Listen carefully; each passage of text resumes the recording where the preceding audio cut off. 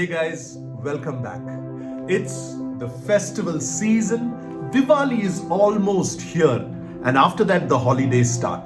The questions which we were asking experts and each other about COVID-19 has changed because it's the end of 2021. So it gives me great joy to bring you the top 8 emerging questions on COVID-19 answered by none other than our expert virologist Dr. Jacob John, and this written interview was compiled by Professor Sanjay Verma of PGI Chandigarh. I am really excited to bring you guys the answers to these questions because as a doctor who was treating COVID, I was searching for these very answers. So let me take you straight to them. And if any of you are just watching this show by chance, I am Dr. Santhosh Jacob. I'm an orthopedic surgeon and a COVID-19 physician from the beautiful city of Chennai, Tamil Nadu in India. And I believe that information about a disease is the first step anyone takes to beating that disease, and this episode is just about you and I doing that. Question number 1. Do we still need to fear about having future waves like the second wave in India? The pandemic phase is over for India. We have achieved more than 95% true seropositivity. What it means is studies have been done where we have identified that more than 95% of our population has either been exposed to vaccinations or the disease. We have also passed through the dreaded Delta variant, which many of the Western countries have still not passed through. We were able to get through the pandemic phase, that is the second wave, which was there from April to July without the help of vaccinations, and now we have vaccinated more than 1 billion people. So till the last quarter of 2022, Dr. Jacob John says that we are safe, but we still need to be vigilant. We need to stay at home if we are sick, wear masks, keep surveillance of newer variants every time we identify them, especially if they have vaccine evading potential. And that should be good to keep the pandemic away. Question number 2. Do you think vaccination of children at this stage is required? Yes. All children must be vaccinated. Children, even though they do not develop serious disease, they do get infected, and there is data to suggest that they could be reservoirs of infection.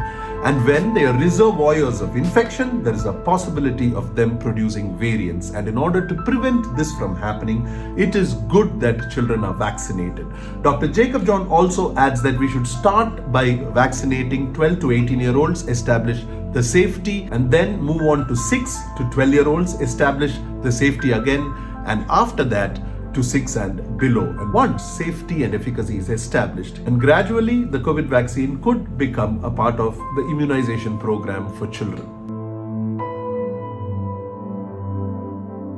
And schools can be used as a part of this vaccination program too. Question number 3. Will there be an annual need for COVID-19 vaccinations just like influenza? Unlikely, says Dr. Jacob John. After 6 to 12 months of your second dose, you might require 2 to 3 additional doses, he adds, especially in the immunocompromised. The reason why annual vaccinations for COVID-19 will not be required is because unlike influenza, which has a very short incubation period of 12 to 24 hours, the COVID-19 has a longer incubation period of 3 to 5 days, sometimes even extending to 7 days. This is important because it gives more time for your immune cells, which are already sensitized to COVID-19, to produce the antibodies. Whereas in influenza, your immune cells just have 12 to 24 hours. And that is why influenza will need an annual vaccine, whereas COVID-19 might not. Question number 4. Do we need to fear the overcrowding during the festival season in India?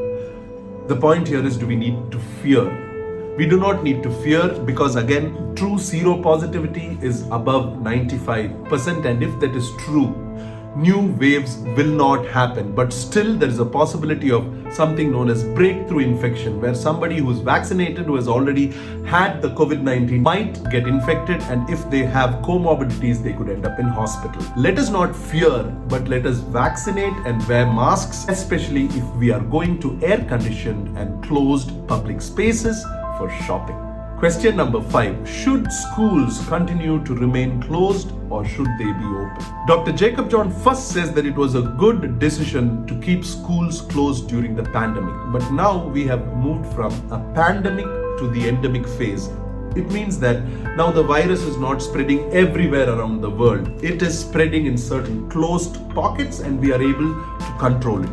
During the endemic phase, schools should not be closed. Children should come to school unless they are sick. He also adds that vaccination should not be a prerequisite for attending school.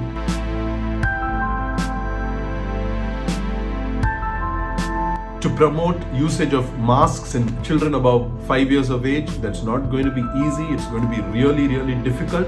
At least till they are vaccinated, this should be done. And even if there is an outbreak, Dr. Jacob John feels that schools should not be closed and only the children who are sick should stay at home. Question number 6, again another interesting one. Do you think that testing every patient before a hospital admission is required, or is it a waste of resources? Screening or testing for COVID before admission is being practiced in many hospitals, including in PGI Chandigarh. We do it at our hospitals, and the reason why we do it is that not because we're going to avoid surgery. If it is an emergency, most of the hospitals have COVID theaters where it can be done, and we have special COVID wards where you can be kept. Hospitals generally have other patients also who have very low immune statuses. They would have just had surgery or come out of ICU from other problems. So if you have COVID-19, it will be easier for us to keep you away from those patients, and also in theater it would be easier for us to take precautions so that the surgery also goes on well and those who are operating or in the theater are not affected. We might need to do this for another 6 months, and after that it can be gradually done away with. Question number 7, is eradication of COVID-19 possible? Yes, this is the best time for that because animal reservoirs have not yet been identified. The reason why he says this is if there are animal reservoirs, even if COVID is not prevalent amongst humans, it can mutate in an animal and then come to infect us again with newer variants. But as we haven't identified one, that is not possible. But the COVID-19 is mutating in human beings, so it will be a tough task to eradicate it, but definitely we can make sure that another wave like what we experienced doesn't happen again. There is also a pan-corona vaccine being developed for human beings and animals, and that is a very interesting paper. I will try to bring you more information about that. Question number 8. For how long do we have to keep wearing masks? Dr. Jacob John brings out a beautiful point here saying, at hospitals, please continue wearing masks because there are so many infections around. He also adds that mask wearing will not continue for a very long time, and that in 6 months or so, we will be able to stop wearing masks and show our beautiful faces. Alright guys, these were the top 8 questions which were discussed by Dr. Jacob John and compiled by Professor Sanjay Verma.